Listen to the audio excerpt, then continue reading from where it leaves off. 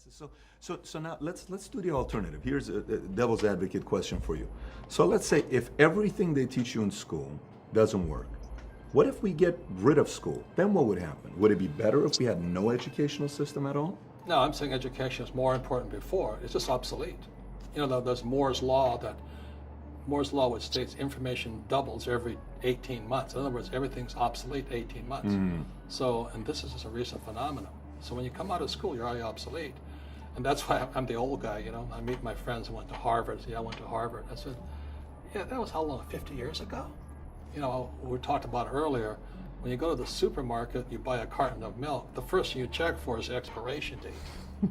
You know, if the expiration date, let's say it's March 1st and, you know, and it's already July, you better not drink that milk. Sure.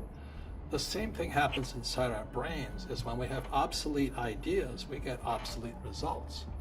So what's happening for most people, the idea of going to school, getting a job, working hard, saving money, getting out of debt, buying your house because it's an asset, investing for the long term, is obsolete. The world has changed. The world changed in 1971 when President Nixon took us off the gold standard and money became debt. So that's what we wrote about in this book. What Fuller and my rich dad were saying is that our wealth is being stolen via the money we work for. So when you save money, why would you save money?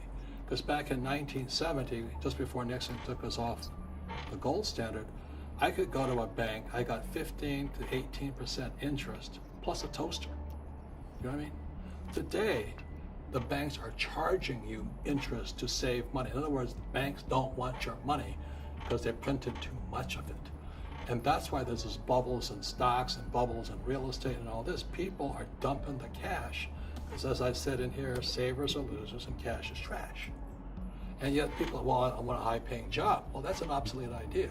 Get out of debt is an obsolete idea. You should learn how to get into debt, how to use debt to get rich, and they'll never teach you about taxes. The reason the 1% is way up here and the 99% are going this way is because when you print money, two things happen: inflation and taxes. It's crushing them.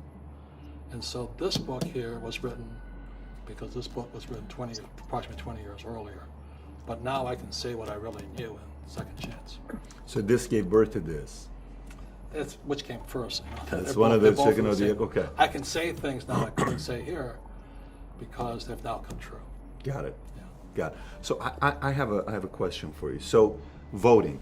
If you're saying the government tells us, let's talk about voting for a second. If you're saying government tells us unemployment is 6%, but the reality is it's 24%, and then you're also saying we need to be educated, would you say the American people who vote, do we really know all the information that we're voting with, or no? Of course not. But also ask yourself this question. You know, when I was a kid, there was one vote, one person, one vote. Today it's $1 million, one vote. You know, with the sub PACs and all this stuff. Sure. You know, the Koch brothers and all this stuff. If you're not spending like $200 million, you can't get elected. So what happens nowadays? What do you call them? Super PACs. Super PACs and all this stuff. Sure. They buy the vote. If you think your vote counts, wake up. Really, wake up. The people controlling the economy today, I'm not saying it's wrong, are the major corporations and the unions. So the unions, you know, they want to get their people elected, and the unions control the school system. And the big corporations are kind of more on the capitalist side, and all they care about is their corporations. You know, when people, I always laugh at people, say, oh, I'm so proud of Apple. It's an American company. It's a BS. Apple's not an American company. Apple's an international company. You know, its headquarters are in Cupertino, California, but its factories are in China, Korea, the Philippines, and they keep their money offshore. That's really the real world of entrepreneurship today. And any entrepreneur thinks, I'm just going to make money, I'm going to start a business and make a lot of money because of what we talk about. They really have got to smell the roses, man. You know, that's not what the real entrepreneurs are doing. Okay, so that's why I wrote Rich Dad, Poor Dad. I'm glad people are becoming entrepreneurs, but most of them are still trying to make money. Why would you just make money when you're being ripped off via the money system? I'm not saying it's good or bad. I like it. You know, I love the big banks. You know why? because they give me, the people who save money. So when you save money, the banks give it to me, thank God. When you buy insurance, they get it, they give it to me. And that's the game. And you know who gets the tax breaks? Me. You look at my buddy, not my buddy, I'd like to be his buddy, is Elon Musk.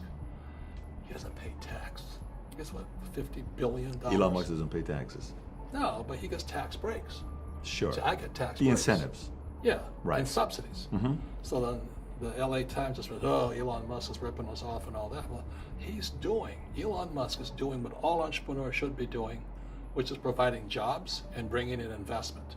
That's what they do. So when Elon, state of New York, I don't know how many millions they put into a factory to build his batteries. Well, they gave it to him for $1 a year.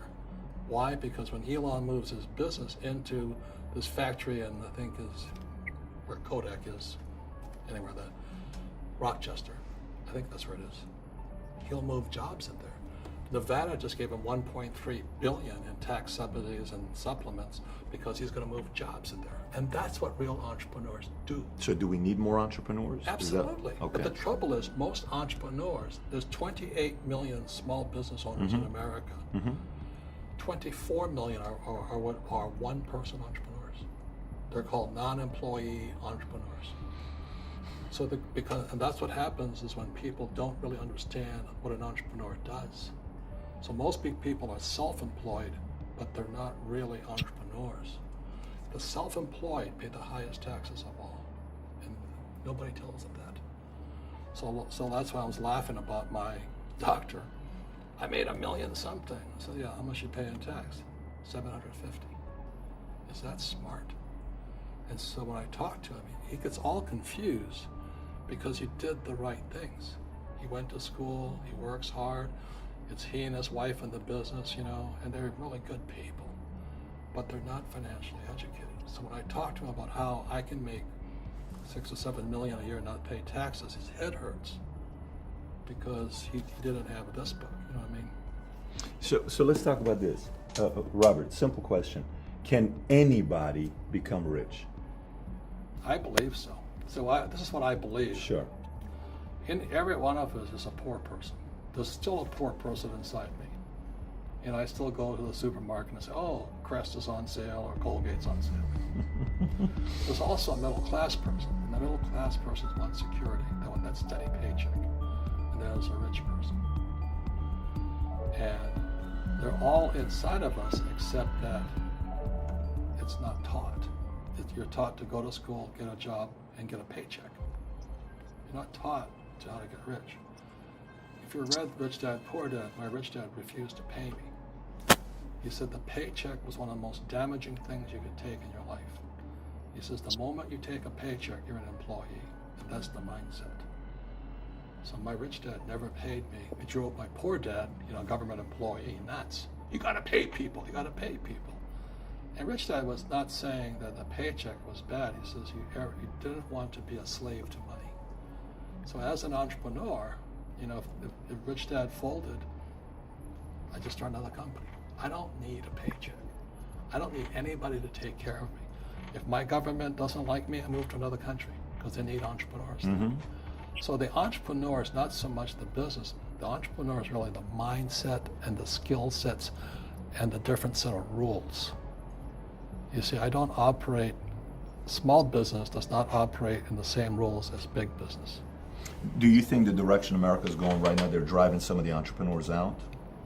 You can't drive a real entrepreneur out. When I say out, meaning out of the country, could that be They move where by- somebody says, I'm going to go outsource or I'm going to go move my business elsewhere? You think that's a cause and effect? Could be, but I think they're just lousy entrepreneur. Got it. Look, people say, well, if they make the regulations real hard, the guy can't be an entrepreneur. Entrepreneurs have one thing in common. They keep going.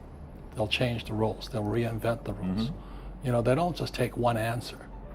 So a real entrepreneur, it really makes no difference which country you're in. That's my belief. I I love that. You know what I mean? It's Yeah. just a mindset.